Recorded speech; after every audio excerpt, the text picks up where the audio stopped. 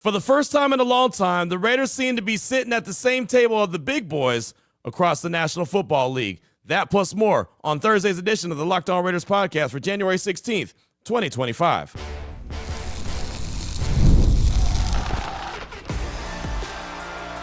You are Locked On Raiders, your daily Las Vegas Raiders podcast, part of the Locked On Podcast Network, your team every day.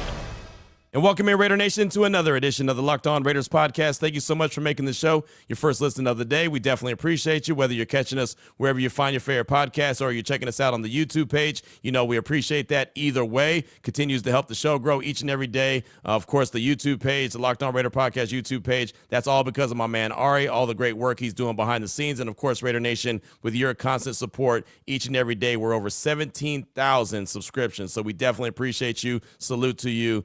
We thank you very much for your consistent support. And again, my man Ari does a great job each and every day. You can check him out on Twitter at Ari Produces. You can hit me up as well at your boy Q254. And we got the Locked On Raider podcast voicemail line if you want to be a part of the show, 707-654-4693. With that being said, no calls or texts on today's show. And I do want to say this as well. If I don't get to your call or I don't get to your text, it's never personal. It's never because you don't disagree with me. It's never because you don't like me. It's never because of any of that. It's just because I just didn't get time to get to it. It's just that simple. It's never anything personal. I want to try to emphasize that. I know sometimes you might think that, well, I didn't agree with them, so he didn't listen to me. It doesn't matter. It's just there's so many that come through. I try to get to as many as possible. It's just like my radio show I do on the daily, get a ton of calls and texts, and I don't always get to them all. But I do appreciate everyone who reaches out whenever you reach out. It is important to me, and I'm trying to get as many in as possible. Now, with that being said, of course, I don't have any on today's show, so we'll get back to it on Friday. We'll get your calls and texts, your feedback. We'll do that as we close out the week really strong. But today, I really want to deep dive into GM candidates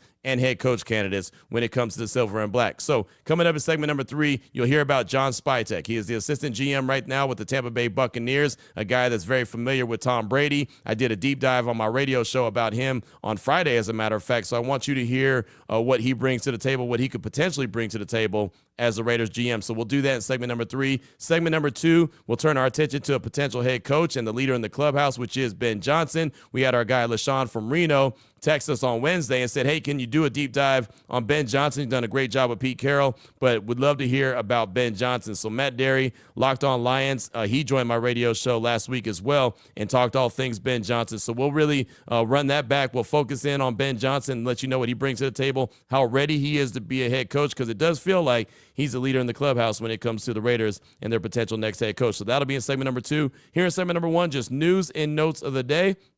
We'll jump right into it after I tell you about the title sponsor, which is Prize Picks. Go to prizepicks.com/LockedOnNFL. Use code all lowercase LockedOnNFL to win $50 instantly when you play $5. So let's go ahead and jump right into it. And before I start to talk about any potential GMs and more requests that the Raiders have put out, and they have put out more requests as of now, they're up to 5 potential GMs.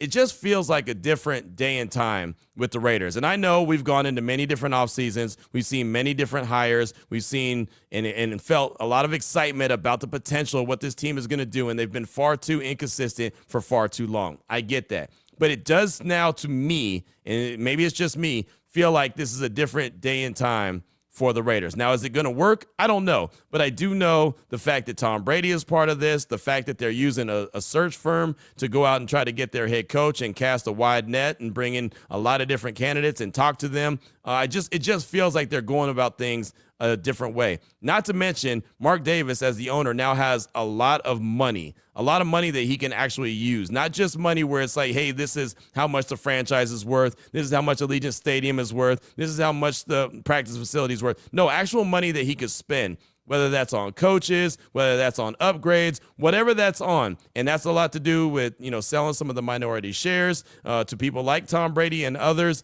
And now he actually has cash on hand. And there's always been a rumor that Mark Davis is, he's a broke millionaire or broke billionaire, whatever the case may be. And that's not the case, right? And it hasn't been the case for a while. But now he's got so much extra money, it just feels like he's earned that seat at the table with the rest of the big-time organizations across the league. And with Tom Brady helping, navigate the waters and get certain guys in for interviews and being able to negotiate and talk to different people and bring other good minds into this conversation, it just feels like the playing field is a little bit more even for the Raiders. Whatever they were lacking, it feels like they don't. Now, again, we've gone through this song and dance. We've gotten excited about potential, head coaches and GMs and what they're going to do and how great it's going to be, and it hasn't worked out. It's fizzled out. So I understand not getting excited and taking the wait-and-see approach, but to me, it just feels like this is a different day and time for the silver and black. And again, they're sitting at a different table than they normally sit at. Now they're sitting at the big boy table. They're no longer that group that was me when I was playing basketball when I was a little Q, very little back in the day, and I was in Walnut Creek, and I was playing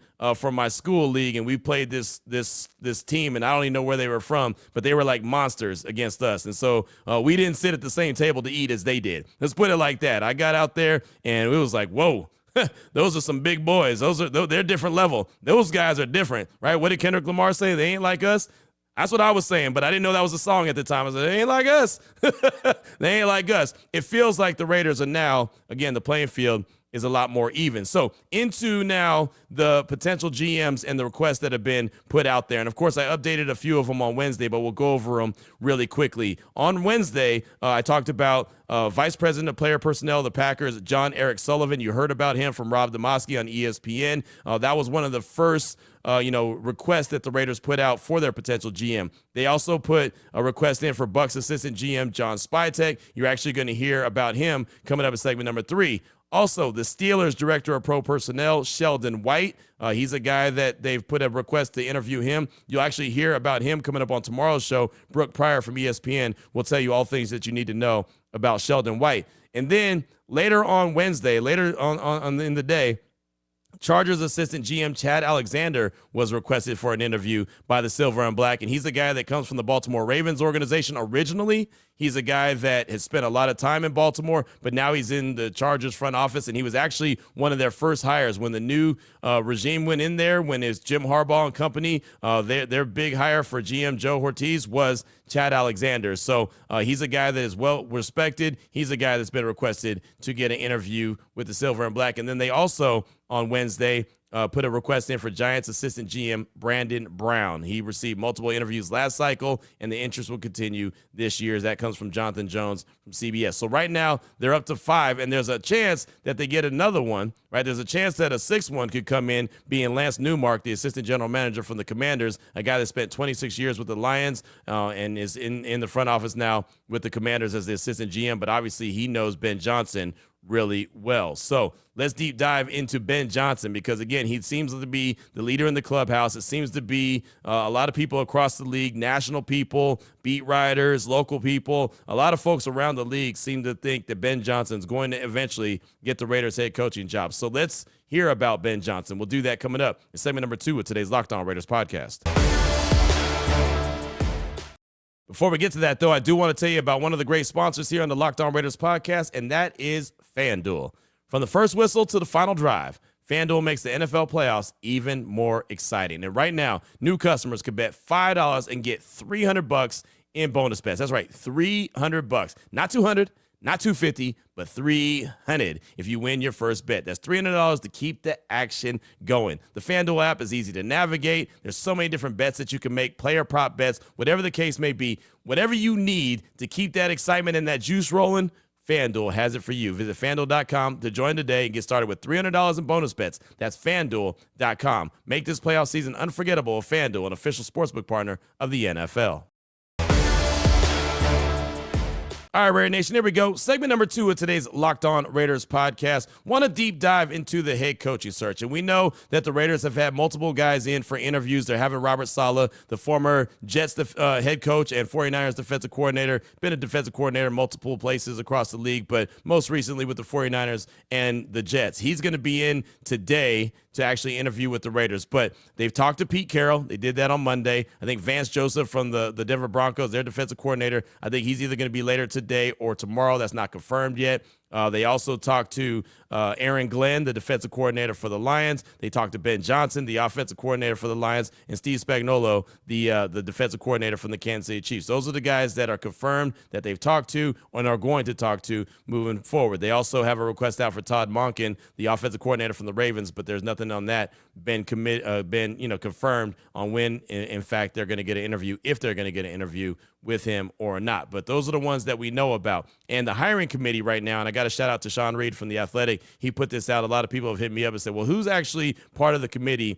doing the hiring? Obviously, it's owner Mark Davis, minority owner Tom Brady, minority owner Silver Lake CEO Egon Durbin, minority owner Discovery Land Company Chairman Michael Meldman, and minority owner Nighthead Capital co-founder Tom Wagner. So that's all part of the committee. Richard Seymour is a minority owner as well. I'm sure that he's giving feedback on who he'd like to see. But right now, all fingers are being pointed towards Ben Johnson, who is the current offensive coordinator for the Detroit Lions. Matter of fact, late on Wednesday night, this is what Ian Rappaport, Rap Sheet on NFL Network, had to say about Ben Johnson and the Raiders. Ben Johnson sounds like he'd be a top candidate in a lot of places.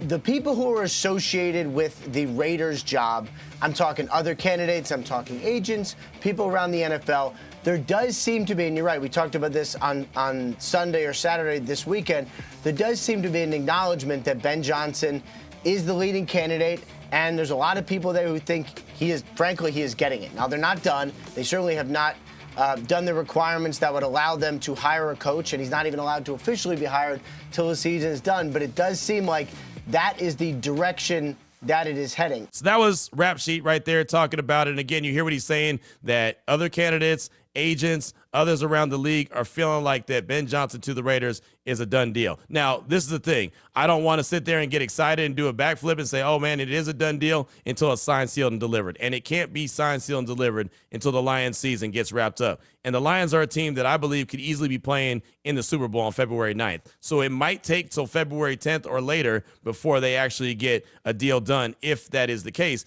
And in that time, that a lot of things could happen.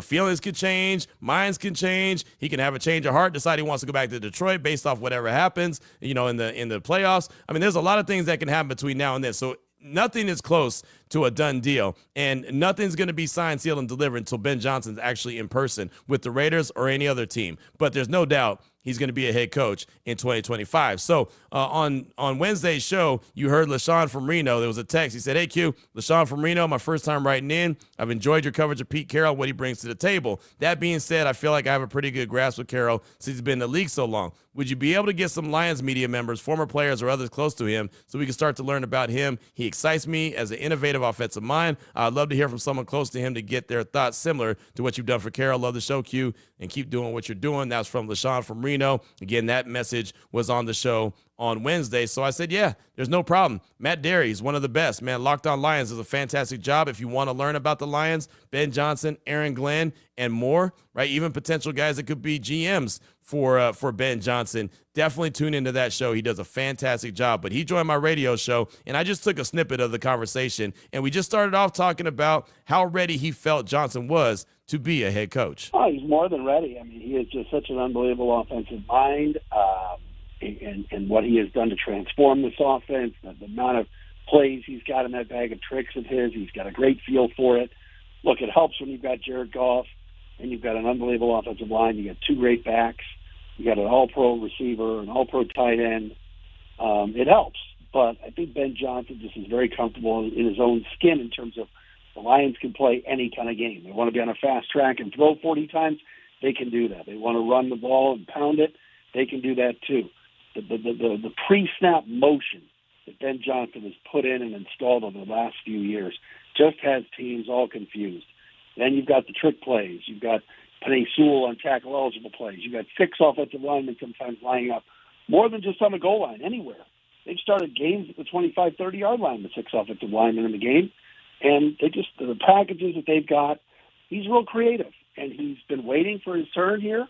Last offseason, I thought he was going to be gone, but I think he was very selective in what he wanted to do.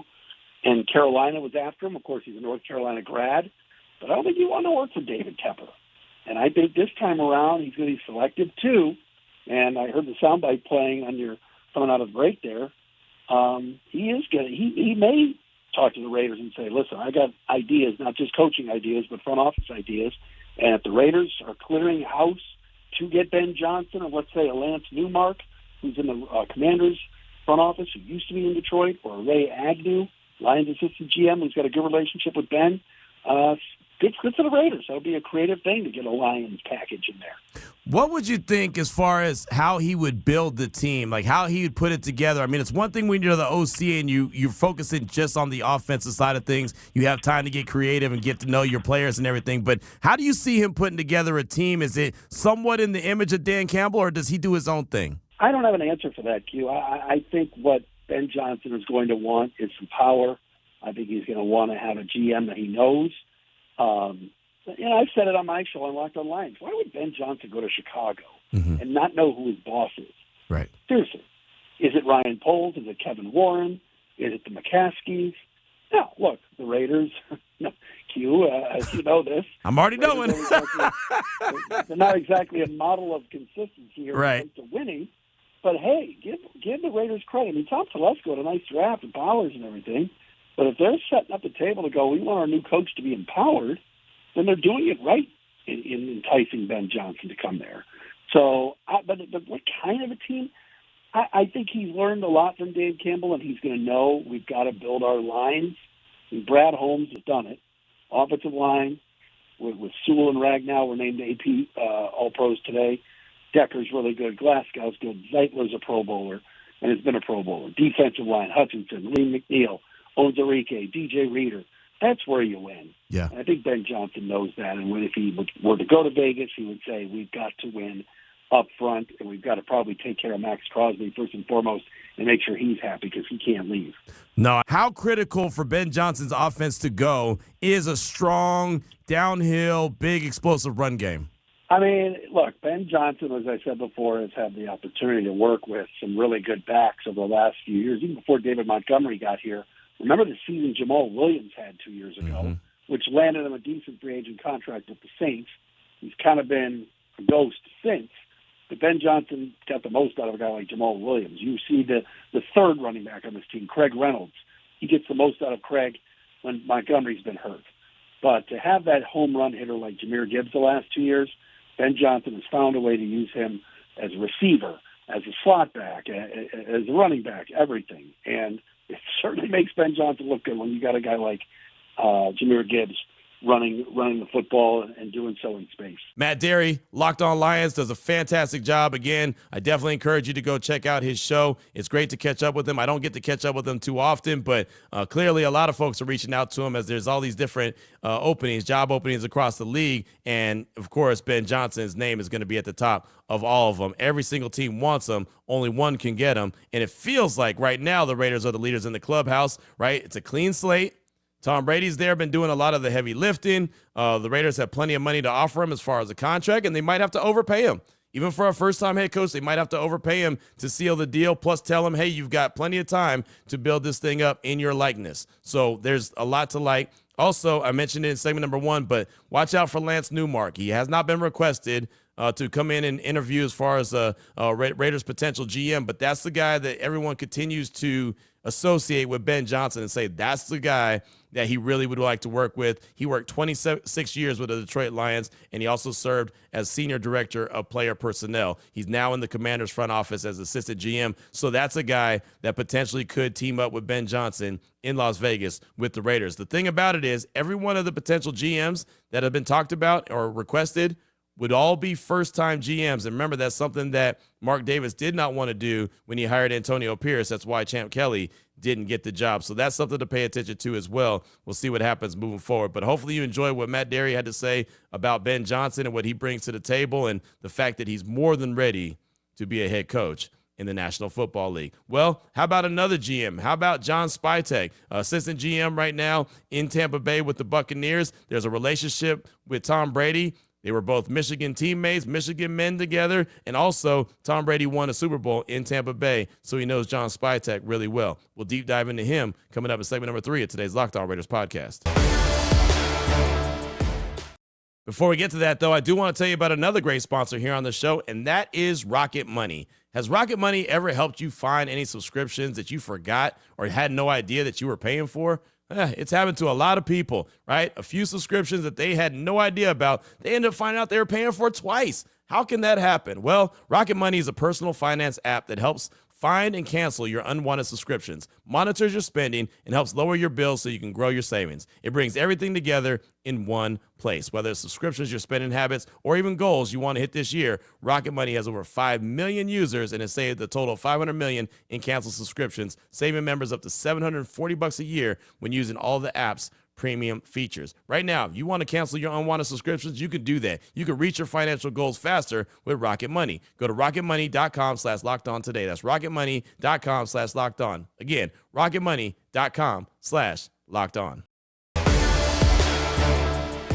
Here we go, Raider Nation. Segment number 3 of today's Locked On Raiders podcast. Want to get quickly into this conversation that I had with Scott Reynolds from the Pewter Report, talking all things John Spytek. It's a little bit longer than the segment's supposed to be, but shocking. That happens with me sometimes. So I had an opportunity to catch up with him. He's a guy that a lot of people have associated with the Raiders because of his relationship with Tom Brady. So we started off this conversation asking just a quick background on who John Spytek is and what he brings to the table. He's actually interviewed with the Raiders before, back in 2022, so the owner, Mark Davis, should have some familiarity with him. And, of course, with Tom Brady now becoming a minority owner and being much more involved in the process, it just kind of opens the door a little further for any interest in John Spytek. When you look at their history that dates back to their days together at Michigan as teammates with the Wolverines, and then more recently in Tampa Bay, spending 3 years together, winning a Super Bowl back in 2020, and then a couple of playoff years the next 2 seasons. John Spytek is a very attractive name out there right now. You look at the Buccaneers, they're one of 3 teams that has made the playoffs in each of the last 5 years. They've just won their 4th straight divisional championship. And I don't know that there's a team that has drafted better over the last 3 years than Tampa Bay either. Spytek is very much in the mix when it comes to free agency and the draft. So he is another Jason Light protege that I think is ready to lead his own team. How long has it felt like that he's been ready to be that guy? As you mentioned, he did interview with the Raiders before, but is he one of those guys that you kind of look at and say, yeah, he's not going to be here much longer? Yeah, and I'm a little surprised just given Tampa Bay's success. I know that he interviewed with the Raiders. He also interviewed with the Vikings. In 2022, he got to the second round of the Steelers. They've gone in different directions, and you know, it's he's more than capable. He's very charismatic. He's a good face of the franchise. Jason Light's done a good job of kind of grooming him to work with the media. Matter of fact, I think Jason does one of the press conferences for the draft, and then lets John kind of do the wrap up press conference. And you know, he's had some media interviews. He's been on podcasts. He is a very likable guy, works well with the media. So there's a lot to like about John Spytek, the person as well as the professional. And I said he's been kind of groomed under Jason Light. John Robinson is the guy that he replaced here in Tampa. Robinson went to become the Tennessee Titans general manager, and maybe Tennessee now wants to go back to that Tampa Bay well one more time. And like I said, I wouldn't be surprised at all if the Raiders don't show some interest as well. You mentioned about free agency and the draft. Is there one lane that he's a little bit stronger on, or is he just really good at kind of all elements of putting this team together? He's really good at team building. He's been part of the process. Tampa Bay has a personnel saying, and it applies to both draft and free agency. It's called "I am that man," and it's looking for very competitive people that are not going to be waking the team up at 2:00 in the morning with character issues, people that love the game of football, high football IQ. They will go after a B-level athlete that checks all the other boxes rather than take a risk on an A type of athlete that has some questionable intelligence or character concerns. And, you look at Tampa Bay, they're never really on the police blotter. Mm-hmm. They don't have any, a-holes in the locker room. It's very much a harmonious culture that they've built here by drafting the right players and bringing in the right free agents. And it's been a process that, it's not been perfect, but they've learned their lesson together, and John Spytek's been a part of that since 2016. So it's been some time building that Super Bowl contender that attracted Tom Brady in free agency in 2020, and then the success that they've had ever since with 5 straight playoff appearances. You know, a lot of the conversation that we've had around here is that Tom Brady wants to build this thing kind of in his image. And it seems like, I've been saying, it feels like he's like the president of football operations, even though he doesn't have that title. Could you see Spytek being a guy that is in lockstep with Tom Brady and the vision that he shares and whatever also head coach they bring in? No doubt, because they've shared that culture together for 3 years in Tampa. It's one thing to, I know you, we played football together in college, you're a Wolverine like me. I've heard your name around the league. If I'm Tom Brady, I've called 3 Buccaneer games this year, and I've been down there. I've talked to you prior to kickoff, and all of that. But they worked together for 3 years. John Spytek was part of the recruiting process to get Tom Brady to come because of that Michigan connection. And that wasn't the only reason. I mean, Tom didn't need much persuasion. He looked at the Bucs roster that Spytek and Jason Light had built. It was a Super Bowl caliber offensive line. That was the first box that Tom Brady wanted checked. Then you looked at the weapons that they had. Mike Evans and Chris Godwin, a pair of 1,000-yard receivers, both homegrown, drafted in 2014 and 2017. And then they executed the trade to get his good buddy Rob Gronkowski to join Tampa Bay. And then at Brady's insistence, they added another piece in Antonio Brown. And it worked out for about a year, and then let's just say it worked out till it didn't. Right. That was the a-hole in the locker room. Well, yeah, he was minding his P's and Q's, winning the Super Bowl. But that next year there was some problems for sure. But at the same time, it's being in the building and seeing how Spytek and Jason Light have operated in building and maintaining that. And listen, a lot of people were thinking that the Buccaneers, once Tom Brady retired, it was an older football team, they were going to drop off. And the 8-9 Super Bowl, I should say, the 8-9 NFC South Championship team in 2022, from an age standpoint, was vastly different than last year's 9-8 record, right? And it became a young team overnight, and it's really been fueled by a lot of draft picks that have hit. And then also, too, it was luring Baker Mayfield, right, to Tampa Bay. So you have that handoff that has not been in-house like we saw with Brett Favre and Aaron Rodgers and Jordan Love, or in San Francisco, right, with Joe Montana and Steve Young. It wasn't in-house. But the big reason why the Buccaneers are playing on Sunday night against the Commanders in the NFC wildcard game is because they made the right call in going from Tom Brady to Baker Mayfield. And, that's what has stymied a lot of franchises, is not finding that successful quarterback the next go-around. And John Spytek was part of that process in bringing Baker Mayfield to Tampa and giving him, too, a one-year prove-it deal, right, that proved to be very economical. And, and the rest is history. When you look at the kind of the philosophies there at the front office of Tampa Bay, is it something when it comes to free agency, they're aggressive? Like you mentioned, they go and get the right guys. They don't just go and get anybody. They get the right guys. Are they aggressive when it comes to free agency, and how aggressive are they when it comes to the draft, like with willingness to trade up, trade back, and really target their player that they think is going to take the team to the next level?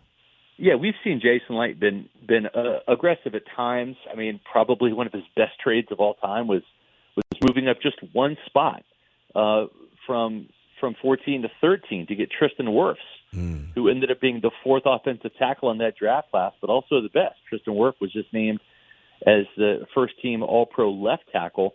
He's already been a first-team All-Pro right tackle. He's the only player in NFL history to make an All-Pro at 2 different spots. So that's the type of maneuvering that John Spytek has seen from Jason Light up close and personal, that when you want your guy, go get him. And I think, too, Spytek is a build-through-the-draft kind of guy.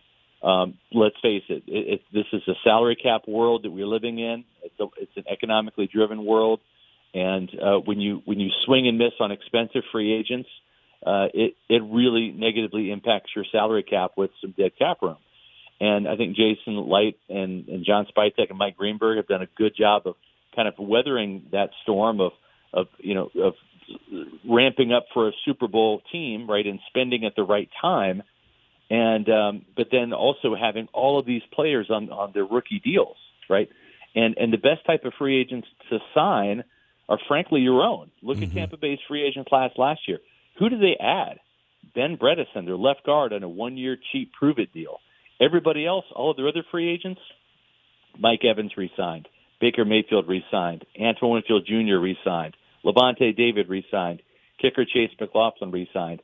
That is a successful free agent class. When you have a playoff team and you're re-signing your own guys that you already know or fits in your locker room, fits in your systems offensively and defensively, and also, too, it shows that you as an organization rewards your players for performing well, and just adds to the culture. So I think John Spytek, if he were to go to Tennessee, Las Vegas, wherever, he's going to take that type of blueprint.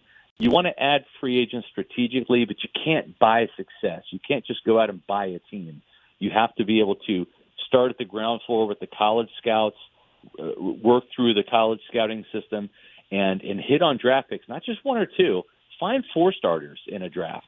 And that's what Tampa Bay has done in each of the last 3 drafts. So there you go. Give you a little 2-for-1er on today's show. Learn a little bit more about Ben Johnson, potentially as the Raiders' next head coach coming from the Detroit Lions. And there you just heard about John Spytek, the current assistant general manager of the Tampa Bay Buccaneers, and what he could bring to the table as the GM, teaming up with Tom Brady, teaming up with potentially Ben Johnson, Pete Carroll, Robert Saleh, Vance Joseph, Steve Spagnuolo, whoever they decide to make the head football coach. That's what John Spytek could bring to the table. So hopefully you enjoyed that. I like to educate. I like to kind of deep dive into some guys that we don't necessarily know as far as household names, and hopefully you enjoyed that too. We'll get back to your calls and texts closing out the week tomorrow on the show. We'll give you more news and notes, see if there's any more GMs that have been requested, see if there's any more movement on the head coaching front. We're going to do all that as we close out the week really strong on Friday, as we do each and every week and each and every day here on the Locked On Raiders podcast. So until then, Raider Nation, take care of yourself, take care of your family, love on your family. Most importantly, as always, just win, baby.